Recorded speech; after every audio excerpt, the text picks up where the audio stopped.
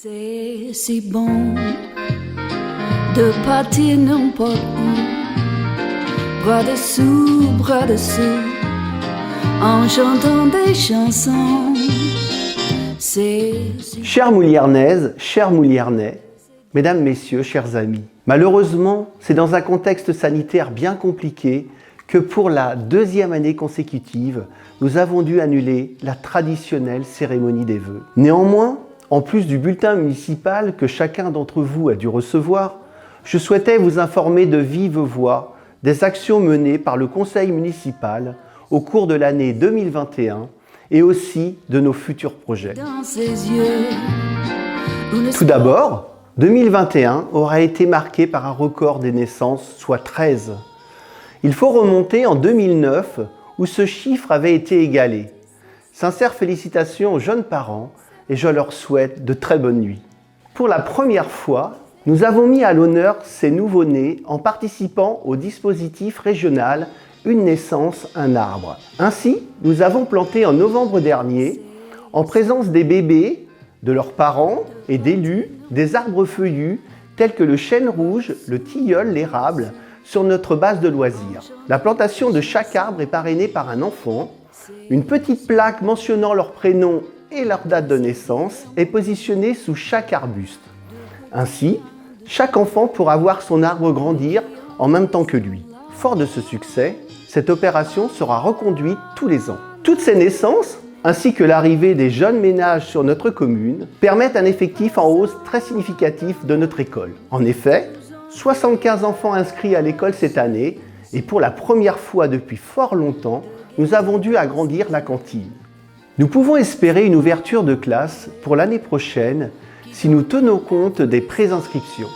Malgré le contexte sanitaire difficile durant l'année, nous avons également eu la joie de célébrer 5 mariages et 2 Pacs. Notre commune reprend vie petit à petit. Tout cela est bénéfique pour nos artisans et nos commerçants, dont 2 ont réouvert dans l'année pour la plus grande joie de tous. En effet, après un an de fermeture, la municipalité a retenu la candidature d'un jeune couple pour la reprise du bar tabac restaurant, le Relais Saint-Germain. Depuis juillet, Jean et Idilco vous accueillent chaleureusement. Après un relooking du magasin, la boulangerie a elle aussi pu rouvrir grâce à Fabien et Julie. Nous leur souhaitons une nouvelle fois la bienvenue et une belle réussite professionnelle, ce dont je ne doute pas, puisque très souvent, nous sommes obligés de faire la queue pour acheter notre excellent pain ou des succulentes pâtisseries. Je ne vous cache pas que l'installation de nouveaux commerçants demande beaucoup de temps. C'est pourquoi je compte sur vous tous pour faire vivre tous les commerces de notre village. Mais, pour que Moulierne reste une commune attractive, il faut sans cesse innover. Et c'est pourquoi un dossier de candidature au label Village de Charme est en cours de finalisation. Ce label mettra ainsi encore plus en valeur Moulierne avec son patrimoine, sa base de loisirs et ses hébergements touristiques. Sans transition, je tenais à vous informer que notre plan local d'urbanisme a fait place au nouveau plan local d'urbanisme intercommunal Loire-Longuet, rassemblant 9 communes. Ce nouveau document a été approuvé au Conseil communautaire du 29 juin dernier. Nos communes sont en constante évolution. Ainsi, le PLUI a pour but d'aménager le territoire pour permettre un développement harmonieux de l'ensemble des 9 communes. Cependant, durant les 4 ans d'élaboration de celui-ci, et plus précisément depuis début 2019, la demande de terrains constructibles et la vente de biens immobiliers ont explosé sur notre commune et sa révision devra être envisagée très rapidement. Restons encore dans la thématique urbanisme avec le projet de la restauration de la Maison Leroux, appelée aujourd'hui le Clos Saint-Germain. Suite à une étude menée par la municipalité et le département, nous avons observé un manque flagrant de logements adaptés à la perte d'autonomie de nos seniors. Une réflexion a été engagée entre Saumur Habitat et la municipalité sur un bien situé 1 rue du Maine en plein bourg.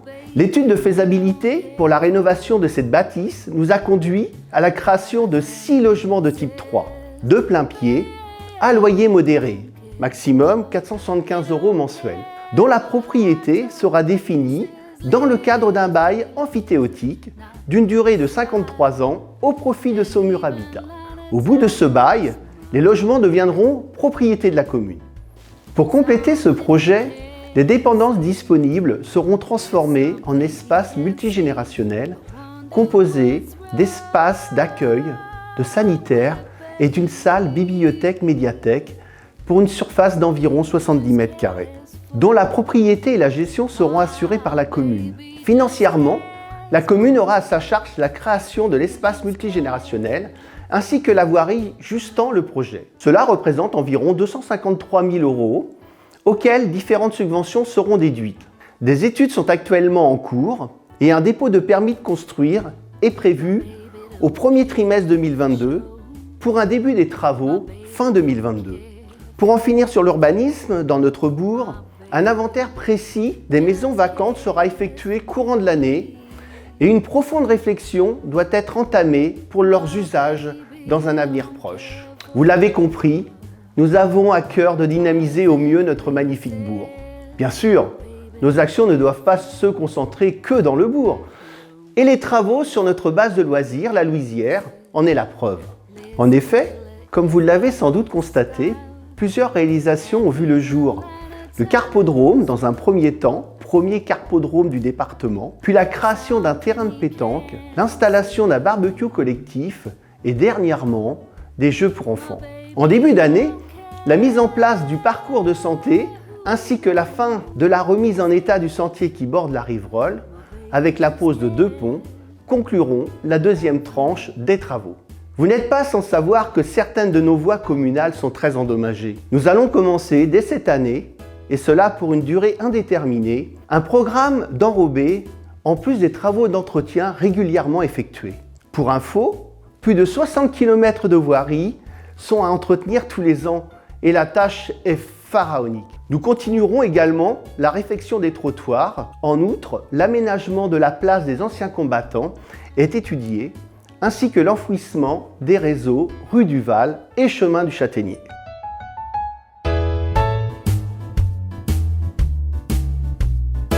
Notre église Saint-Germain, classée au titre des monuments historiques depuis 1909, est sans doute le monument le plus majestueux, le plus riche en histoire de notre village. Nous nous devons de la conserver.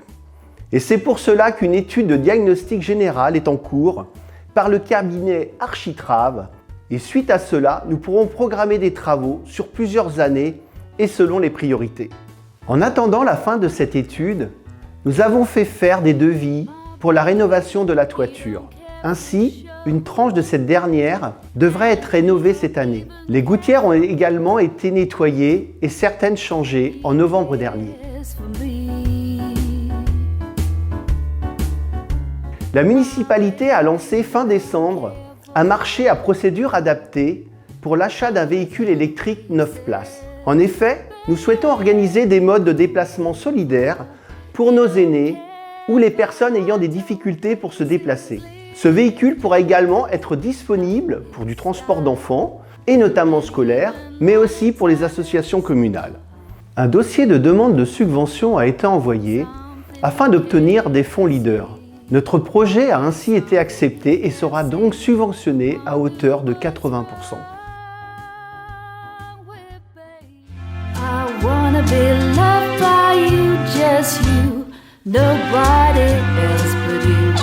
Il me paraît aussi important de vous rappeler mon rôle à l'agglo de Saumur-Val-de-Loire. En effet, depuis le début de mon mandat, le président Goulet m'a nommé conseiller délégué en charge de la filière bois et de la filière équestre.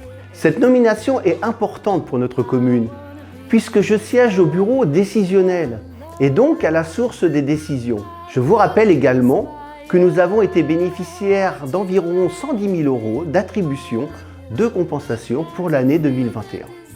Après ces quelques mots, je ne pourrais finir sans avoir une pensée pour toutes les familles ayant perdu un être cher en 2021. En effet, 7 décès ont été recensés sur nos registres d'état civil. Nous avons perdu 2 figures locales de Moulierne, 2 anciens conseillers municipaux.